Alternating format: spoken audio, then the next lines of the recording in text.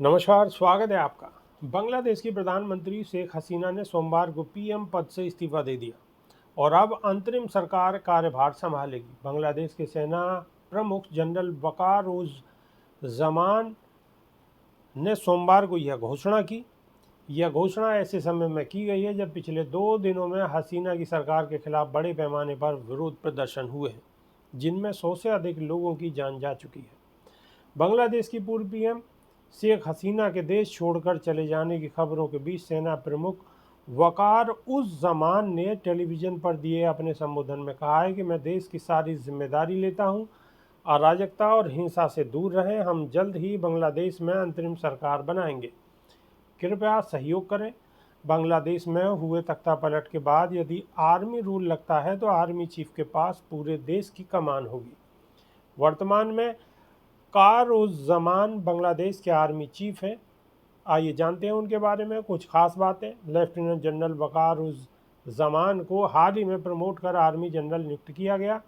58 वर्षीय lieutenant general वकार को 11 जून 2024 को चीफ ऑफ आर्मी स्टाफ के लिए सिलेक्ट किया गया और 23 जून 2024 को उन्होंने 3 साल की अवधि के लिए सेना प्रमुख का पदभार संभाला।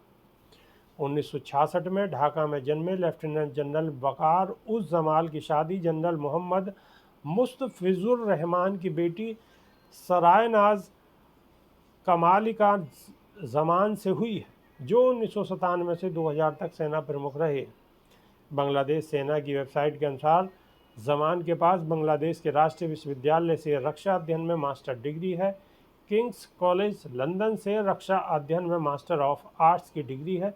सेना प्रमुख बनने से पहले उन्होंने 6 महीने से थोड़े अधिक समय तक चीफ ऑफ जनरल स्टाफ के रूप में काम किया। उन्होंने सैन्य अभियानों और संयुक्त राष्ट्र शांति अभियानों में महत्वपूर्ण भूमिका निभाई। 3.5 दशक के करियर में उन्होंने पूर्व पीएम हसीना के साथ मिलकर काम किया, लेकिन इस महीने एक बार फिर देश में विरोध प्रदर्शन के चलते जमान ने मोर्चा संभाला और लोगों की जान और सरकारी संपत्ति की सुरक्षा का जिम्मा लिया। रविवार को पुलिस और छात्र प्रदर्शनकारियों के बीच हिंसक झड़पों में 200 से अधिक लोग मारे गए।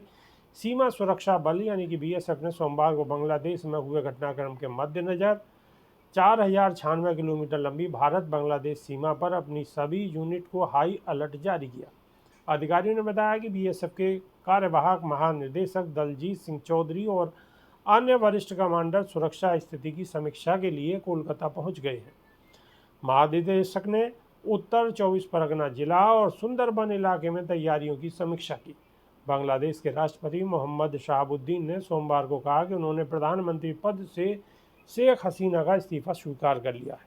इसके साथ ही उन्होंने पूर्व प्रधानमंत्री खालिदा जिया को रिहा करने का आदेश भी दिया, जो कई मामलों में दोषी ठहराए जाने के बाद से घर में नज़रबंद है। शहाबुद्दीन ने संसद को भंग करने के बाद एक अंतरिम सरकार का गठन करने का भी ऐलान किया। राष्ट्र के नाम एक टेलीविजन संबोधन में राष्ट्रपति ने कहा है कि प्रधानमंत्री शेख हसीना ने आज उन्हें अपना त्याग पत्र सौंप दिया है और उन्होंने उसे स्वीकार कर लिया है। राष्ट्रपति ने कहा है कि संसद को भंग करके यथाशीघ्र अंतरिम सरकार बनाने का निर्णय लिया गया है। सेना भी मौजूदा अराजक स्थिति को सामान्य बनाने के लिए कदम उठाएगी। उन्होंने कहा है कि अंतरिम सरकार जल्द से जल्द आम चुनाव कराएगी। अभी के लिए सिर्फ इतना। नमस्कार।